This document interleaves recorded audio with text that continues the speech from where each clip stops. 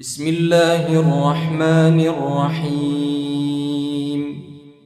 الحمد لله رب العالمين، الرحمن الرحيم، مالك يوم الدين. إياك نعبد وإياك نستعين، اهدنا الصراط المستقيم، صراط الذين أنعمت عليهم غير المغضوب عليهم ولا الضالين،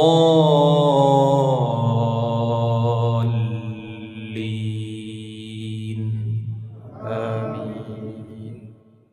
وما محمد إلا رسول قد خلت من قبله الرسل، أفإن مات أو قتل انقلبتم على أعقابكم، ومن ينقلب على عقبيه فلن يضر الله شيئا، وسيجزي الله الشاكرين.